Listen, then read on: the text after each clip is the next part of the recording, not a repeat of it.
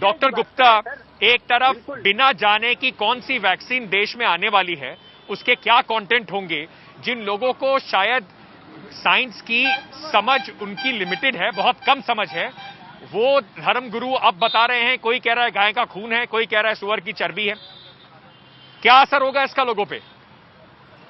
बिल्कुल, ये सब लोग भ्रम फैला रहे हैं और ये सब सस्ती राजनीति इसलिए कर रहे हैं कि इनको थोड़ा सा सुर्खियों में आने का मौका मिल जाए, इनको मीडिया कवरेज मिल जाए, मीडिया मेंशन मिल जाए, क्योंकि इनको यही नहीं पता कि साइनोवैक वैक्सीन जिसकी हम बात करें, जिसमें जिलेटिन में पॉर्क है, वो वैक्सीन चाइना की मेड है और वो हम लोग वैक्सीन खरीद ही नहीं रहे। हम लोग जो खरीद रहे हैं वो कोविशील्ड खरीद रहे हैं, फाइजर लेंगे, मॉडर्ना लेंगे, या हमारी जो दूसरी बन रही है कोवैक्सीन बन रही है, उन सब में किसी में भी उस जिलेटिन में पॉर्क का या किसी और चीज का मिश्रण है ही नहीं। तो इसलिए सिर्फ ये इसलिए कर रहे हैं क्योंकि ये लोग सुर्खियों में आ जाएं और फ्यूजन करें। और जो सरकार की और जो साइंटिस्ट का एक बड़ा विजन था कि हम जल्द से जल्द वैक्सीन लाके लोगों को इस बड़े पैंडेमिक से बचाएं, उसको कहीं ना कहीं कमजोर करें। तो ये कमजोर करने के लिए कि लोगों में भ्रम फैलेगा, कंफ्यूजन क्रिएट करने के लिए, इसकी इफिकेसी अच्छी नहीं है, इसके साइड इफेक्ट ज्यादा है। जी डॉक्टर गुप्ता, एक बात और क्लैरिफाई कर दीजिए। बिलाल साहब को शायद जवाब मिल गया होगा, स्वामी चक्रपाणी के लिए भी क्लैरिफाई कर दीजिए।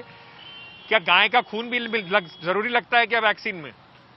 मैं बता रहा हूं आपको कि बहुत सारे वैक्सीन बनते हैं और अभी येलो फीवर है, एमएमआर वैक्सीन है, टाइफाइड वैक्सीन है, आजकल नहीं बहुत पहले फ्लू का वैक्सीन है, ये बहुत पहले से वैक्सीन चल रहे हैं। इनमें जिलेटिन में स्टेबलाइज करने के लिए, वैक्सीन की एफिकेसी मेंटेन करने के लिए बहुत सारे अमीनो एसिड्स और प्रोटीन जानवरों के यूज होते हैं। अब कौन सा क्या अलग बात है, बट जो कैप्सूल खाते हैं, दवाइयां खाते हैं, उन सब में जिलेटिन होता है। तो ऐसा नहीं, और बहुत प्यूरिफाइड होता है। ऐसा भी नहीं होता कि कोई मांस निकाल के डाल दिया, उसको अमीनो एसिड में ब्रेक करते हैं, उस प्यूरिफाइड प्रोटीन को हम लोग यूज करते हैं। और ये जब हम एक बात है, जान बचाने के लिए किसी का ह्यूमन ब्लड दे सकते हैं, खून दे सकते हैं, वो भी तो एक टिश्यू है, उसके प्लेटलेट दे सकते हैं, उसका प्लाज्मा दे सकते हैं, एफएफपी दे सकते हैं, प्लेटलेट फैक्टर दे सकते हैं। जब इंसान का खून इंसान को दिया जा सकता है जान बचाने के लिए, तो जान बचाने के लिए इस्लाम भी यही कहता है कि आप चाहे कुछ भी हो वो यूज कर सकते हैं। उस समय आप कोई जबरदस्ती नहीं कर सकते इसके ऊपर, वैक्सीन के ऊपर के आपको क्या लोगों की जान से, स्वामी चक्रपाणी, क्या लोगों की जान से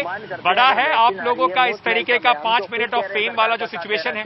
बिना जाने समझे, बिना कोई साइंटिफिक रिसर्च किए, बिना ये जाने की कौन सी वैक्सीन आएगी, अगर आप इस तरह की बात करते हैं तो लोगों में भ्रम पैदा होता है। भ्रम पैदा होने के बाद आप उनकी जान से खिलवाड़ कर रहे हैं। अंकित जी, सबसे पहले मैं भ्रम पैदा नहीं करता बल्कि भ्रम को दूर करता हूं। सबसे बड़ी बात यह है, आप देखो डॉक्टर साहब ने बड़ी क्लियर बात कही है और एक बात और स्पष्ट कर दिया कि इसे इनकार नहीं किया जा सकता। सवाल इस बात का है, अभी डॉक्टर साहब ने खुद ही भ्रम पैदा कर दिया।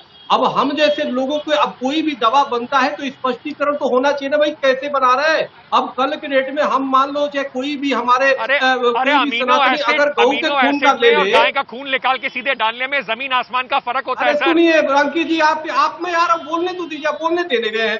सवाल इस बात का है कि हमें जानने का अधिकार है, हर उपभोक्ता को जानने का अधिकार होता है। और डॉक्टर साहब अच्छी तरह जानते हैं कि कोई भी दवा बनता है तो उसमें लिखा जाता है कि किस तरीके से, किस प्रक्रिया से, किस लिए क्या क्या मिला के बनाया गया है।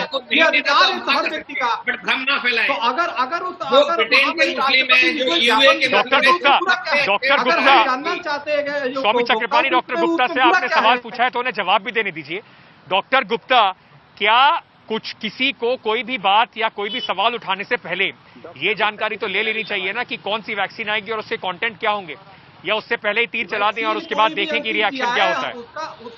बिल्कुल सही बात है। हम जो वैक्सीन की बात कर रहे हैं उसमें और क्या कोई ऐसा जिलेटिन है ही नहीं, तो इसलिए। और पहली बात तो कहते नहीं गांव बसा नहीं, बिल्लियों ने पहले घेर लिया, वैक्सीन नहीं आई नहीं। पहले हम 1 साल से वैक्सीन चिल्ला रहे हैं, यही लोग रो रहे थे कि वैक्सीन आ जाए, बच जाए। अब क्योंकि थोड़ा इन्फेक्शन कंट्रोल हो गया या कुछ लोग इन्फेक्ट हो गए, बल्कि ये नहीं सोच रहे तो जो लोग बचे हुए हैं जिनमें दोबारा लहर आ सकती है, दोबारा इन्फेक्शन हो सकता है, तो दोबारा त्राइमाम की स्थिति हो सकती है। तो उस सब स्थिति से बचने के लिए सरकार ने इतना बड़ा पैसा इन्वेस्टमेंट किया है, साइंटिस्ट ने इतनी बड़ी रिसर्च करी है। तो हम सब लोग ने मिलकर जो 10 साल का कार्य होता है, वो 10 साल के कार्य को 1 साल में करने की कोशिश करी है, सिर्फ इसलिए कि दुनिया को इस बड़ी बीमारी से प्रोटेक्ट किया जा सके, बचाया जा सके।